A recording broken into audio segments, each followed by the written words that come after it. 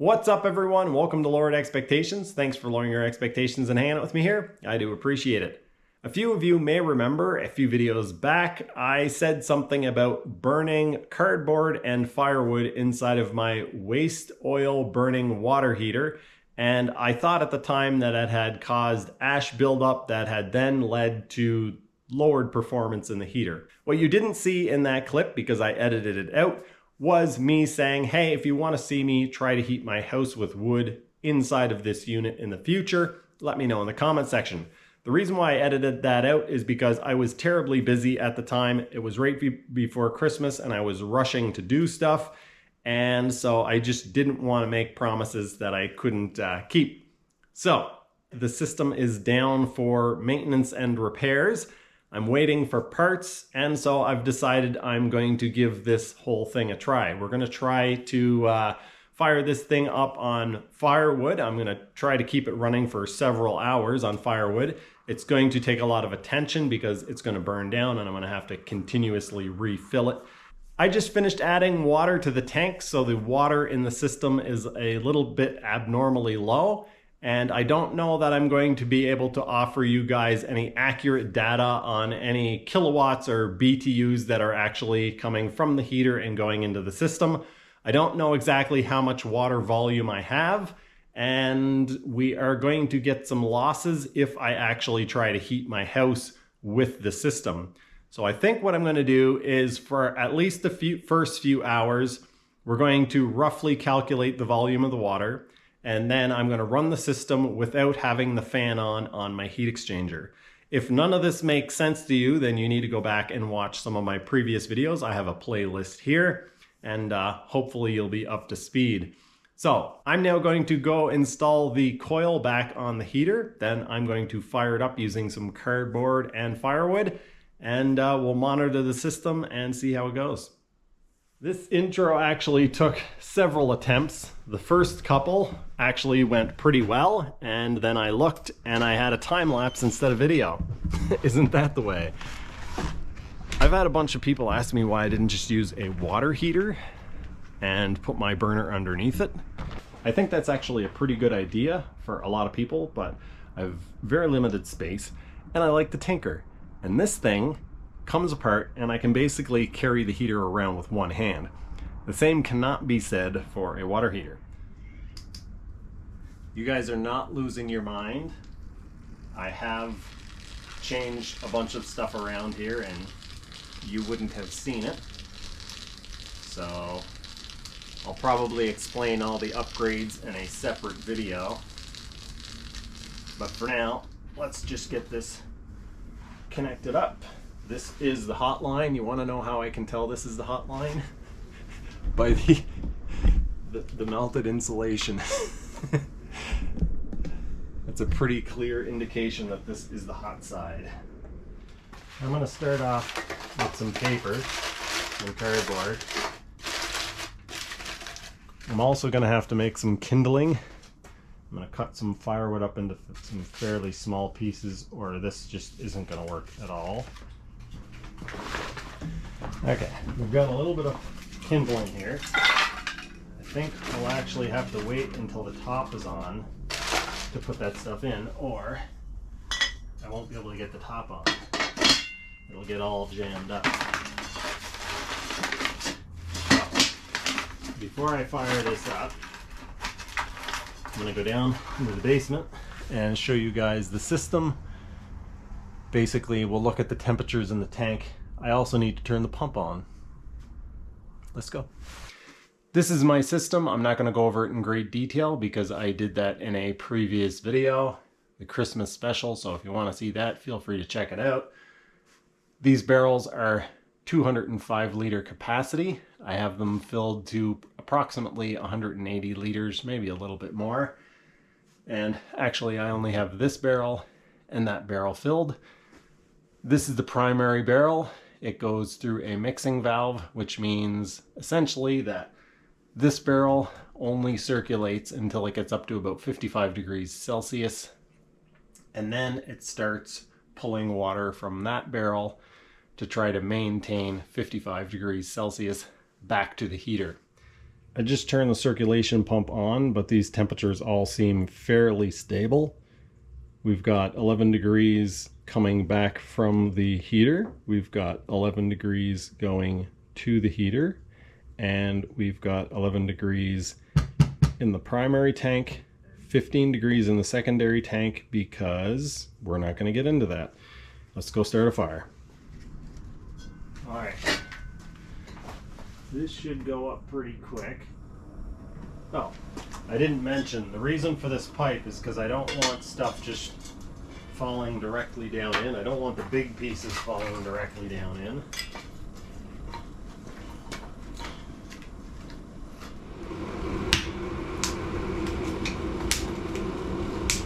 Alright, let's shoot for 2:45. The time is 2:44 p.m. Let's put the coil on.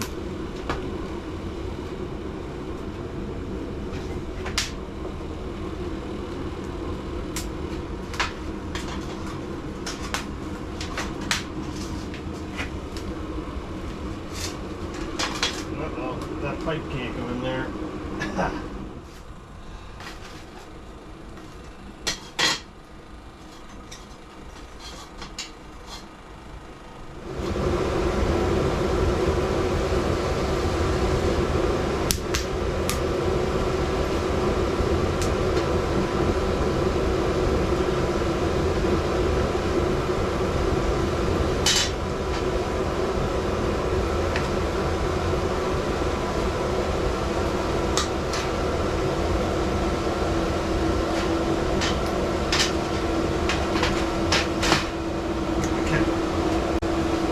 Okay, the heater coil is on and it is 2:51.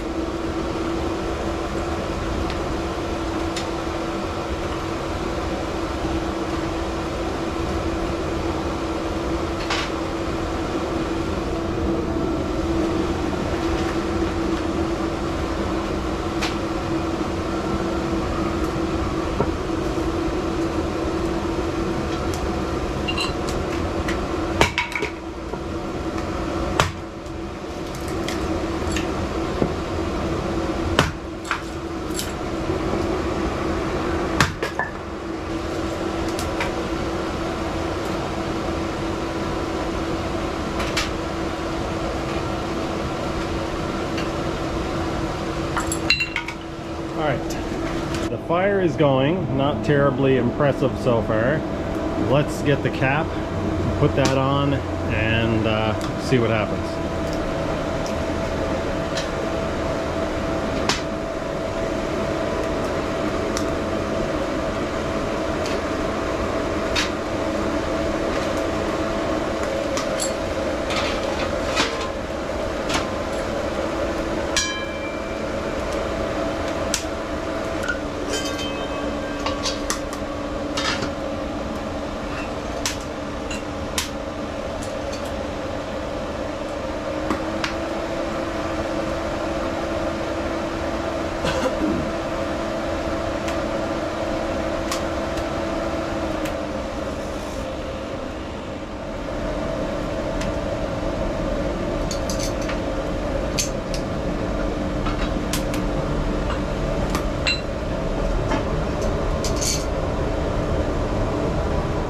Let's go look at some temperatures and see if it's doing anything. I'm going to leave the lid on until it gets going a little bit because it's making quite a bit of smoke.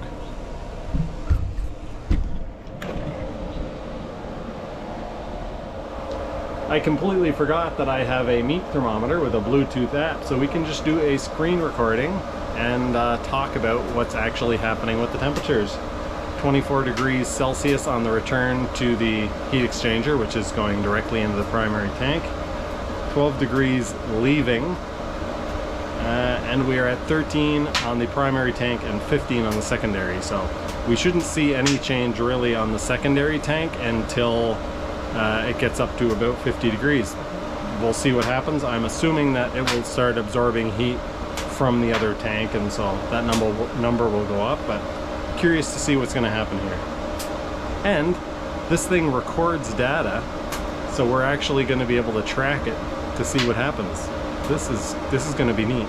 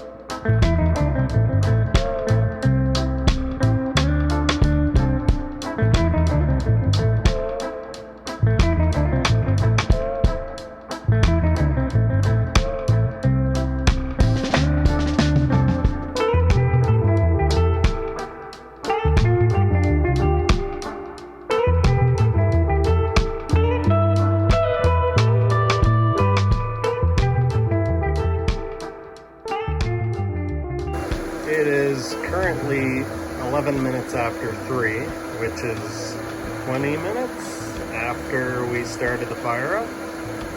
And I went and screwed with the test results already. I've sped the water pump up because I was worried about it getting too hot. So that's why the numbers will have dropped off on the graph.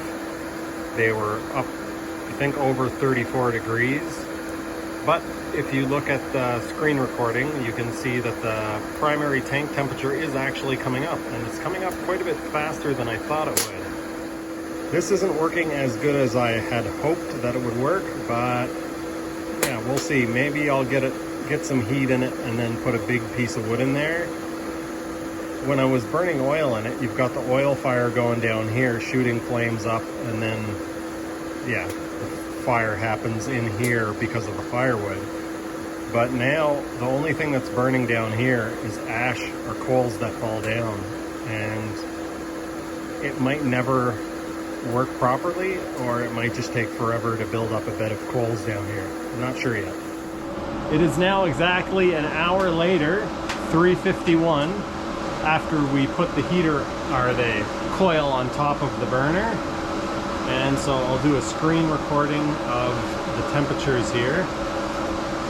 I have to say I'm pretty impressed with the temperature rise. We'll look at that in just a second. So the temperature going back to the tank right now is 35 Celsius, 21 leaving. What I'm most impressed with is that we were able to get about 200 liters of water from around 11 degrees Celsius all the way up to 31 in 1 hour. I'll do some rough math and see if I can figure out how many BTUs that is, but I'm just enjoying playing with this thing, and yeah, so I'm going to continue doing it. As you can see also, the temperature of the secondary barrel has gone up a little bit. It's at 18 Celsius. I think that's just because it's sitting next to the other one and it'll be absorbing some of the heat. There might be some, there might be some sort of siphoning effect happening because of the heat between the two of them, but probably not too much. I have put a couple larger pieces in there, not large, but I've put a couple of pieces in there, one about this size. I'm sure you guys saw in the time lapse. Problem is that it needs little bits down in the bottom to make enough heat to light the stuff on top. Hopefully that makes sense. So I've got to keep feeding it the small stuff to get the big stuff to burn. I just remembered something.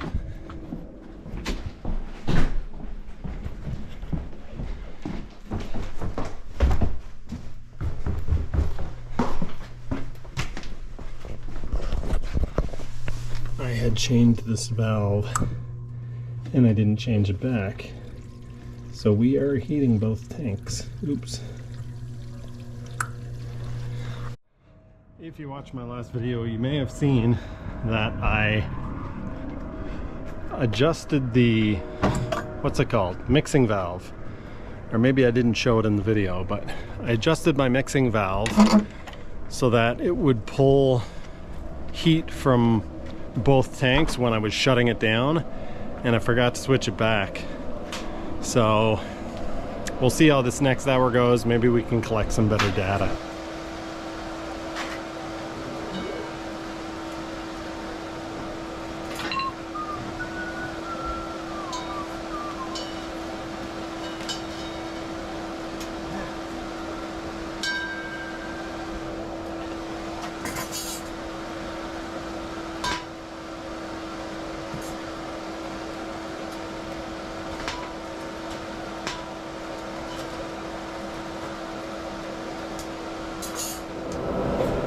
I know you can't see me, but it's 4:53 p.m. and it is now 2 hours since the beginning of the test. However, not quite 2 hours since I realized my error with that valve. I did realize though I can just do the math on the second barrel. It looks like my meat thermometer isn't terribly accurate on the return temperature to the barrel. because the barrel itself is, well, the two barrels are 60 and 44, and it says my return temperature is 58, so that's obviously not right.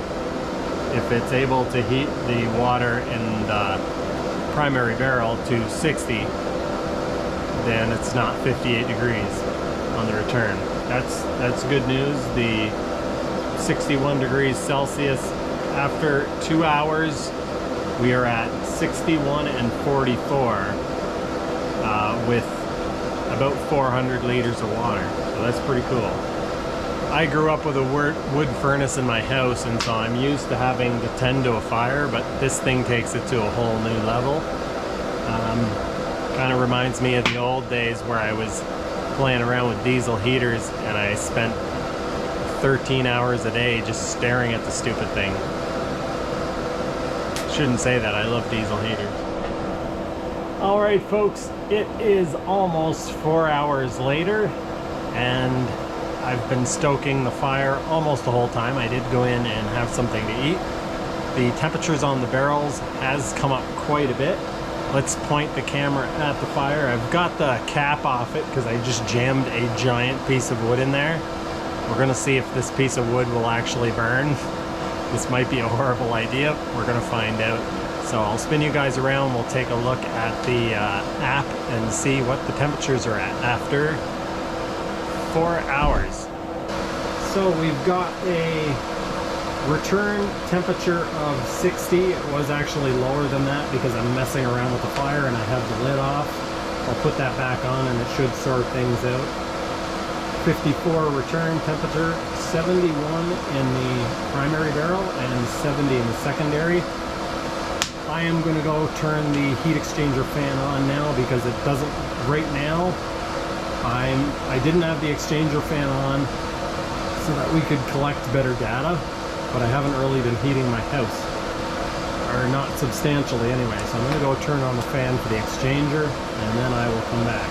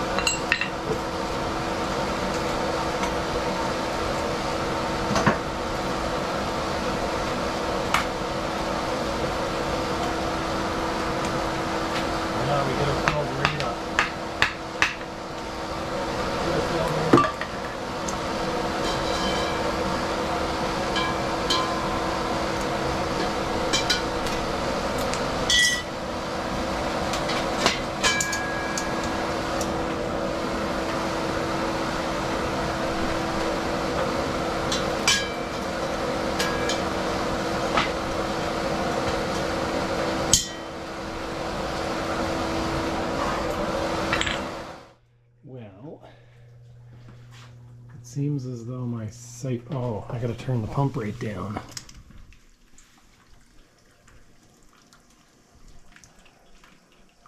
You get back from that. It's hot.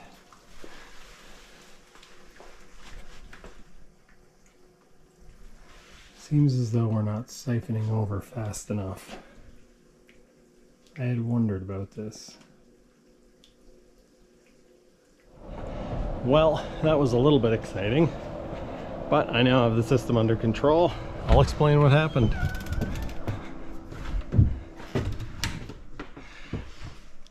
So, earlier in the video I told you guys that I wasn't going to explain my system, but now I find the need to explain it. The two barrels are connected together using a siphon system. In order for the siphon system to work, the water level in one bin has to be higher than the other. That means that I can't fill the barrels, because if the barrels were full, in order for one to be higher than the other, one would be overflowing. And so basically what happens is until the temperature is up to 50 degrees Celsius, it pulls water from the primary barrel and puts it back into the primary barrel. However, once it warms up,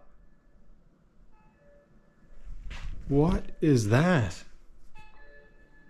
Once the primary container reaches 50 degrees Celsius, it starts pulling from the secondary barrel, but it always puts the water back into the primary barrel.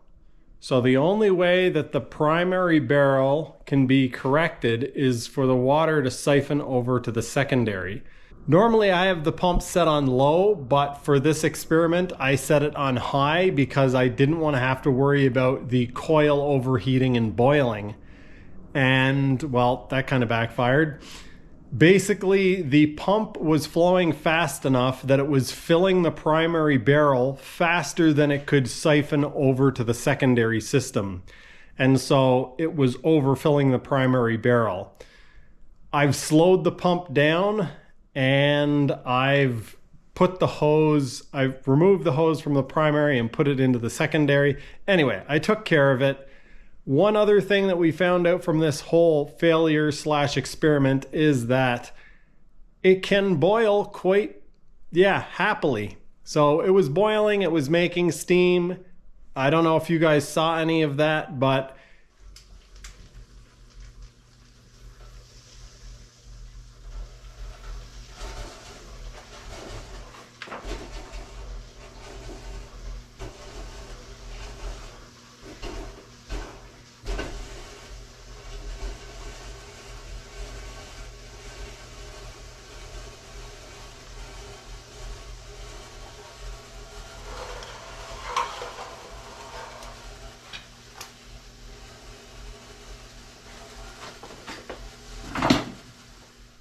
it wasn't happy, but it was pushing steam through the system, and it didn't damage a hose. And the reason why it didn't damage a hose is because it is good hose, and now it is connected to a long enough pipe so when it boils, the pipe doesn't get, the end of the pipe where the hose connects doesn't get so hot that it's causing the hose to fail. Well, I always knew that the results of this test weren't going to be very scientific or conclusive, but I've managed to screw this up in just about every way possible. I take the responsibility for the cat pulling the hose out because, well, the cat's just a cat, and I should have taped it in place or something. Probably what happened though is cat tried to jump up onto the barrel to climb up onto something else and either didn't quite make it, who knows. Anyway, the hose came out, 200 liters of water gone, and so it hasn't really been able to recover. The coil, which I knew this was going to happen, the coil is getting covered in creosote, or it's the fire isn't hot enough, the coil's too cold, and the coil's getting covered in creosote, so I think it's losing some of its efficiency. Anyway, what I came here to say was actually that I'm going to keep a very small fire going. Small as in I'm not going to crank the air up. I've stuffed it as full as I possibly can. I put one round stick in the center and then put some small sticks around the outside. And I've got the fan turned down as low as it can possibly go. I might even turn it off. I might turn it off and see if the fire goes out, but we'll see. Either way, I'm hoping that it will stay warm till morning.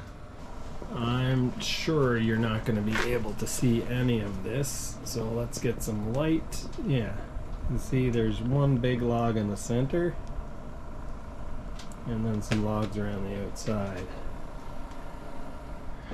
Well, folks, it is the next day. The wood from the side, most of the wood from the side burnt away, but the large piece in the center kind of smoldered away. It stayed fairly, wouldn't say it stayed warm. It didn't get freezing cold overnight, but we'll just look at some screenshots or screen recording and see what the temperatures actually were. I think I took one at a little after 7 in the morning. So yeah, this is what's left over. This wasn't inside. This piece and these came out. The bar that I put across the center to stop wood from falling directly on the center thing, It got hot enough that it bent. This is what's left over for ash. At first I was kind of surprised that there was so little ash, and then I realized that most of it's probably just getting blown out all over here because everything is covered in fine ash. I thought I would wait for you guys to pull this off. Oh wow, okay. That wasn't thought out. I don't have any place to put this. I guess it doesn't matter. Yeah, so you can see down in here we've got some charcoal. That would probably light up pretty quick and easy now. I'm just finishing editing up my video, and for the second hour of testing, the conditions were fairly stable, so that's where I took my data from. And what I did is I calculated the temperature rise in the primary barrel, and then I calculated the temperature rise in the secondary barrel. I calculated the energy input for each, and then I added them together. If I've made any mistakes, you guys let me know in the comments section, but what I've come up with is around 11.7 kilowatts or 40,000 BTUs. There you have it, folks. That just about does it for this one. I hope you guys enjoyed. Stay tuned and make sure you're subscribed, because I'm going to be doing some quirky and interesting experiments with this heater before I get all of the upgrades done. Speaking of upgrades, I've had a bunch of you suggest that I use a diesel heater control system on this burner, and I'm not going to go into great detail, but the reason why I didn't do that was because of fuel pumps, basically. So, after watching a video of Gary Sleeman's, it seems that you can actually piggyback off of the existing fuel pump, and so that might actually happen. I'm going to move forward with the upgrades that I have planned already. Before we do that, again, I'm going to do some interesting tests. I do have this stainless steel dish. A bunch of you have suggested putting this in. It'll help the oil flash off. It'll help it start up quicker and shut down with less smoke, because this bowl will change temperature very rapidly instead of heating up the whole chamber on the heater. This is a replacement fuel pump because the peristaltic one that I've been using doesn't work very well. Service life of it isn't very good, and it hasn't been able to keep up in cold temperatures. So this is an automotive fuel pump, low pressure one, and this is my new 18 by 20 heat exchanger. This is going to be going in my house, and the one that is currently in my house is going to be used to try to scavenge heat from a diesel heater exhaust. Eventually it'll probably be used to heat my garage or something like that. For those of you who are following me on Patreon, you will know that I'm working on a separate heater project that promises to be pretty interesting. If you guys are interested in supporting me on Patreon, link in the description below. I'm not going to try to sell you any Viver products, but I will say that if you're interested in heat exchangers or pumps or diesel heaters, they do have all that stuff. I'm not leaving any links, but great company and great products, so go check them out. That's going to do it for this one. Thank you so much for watching. I'll see you next time.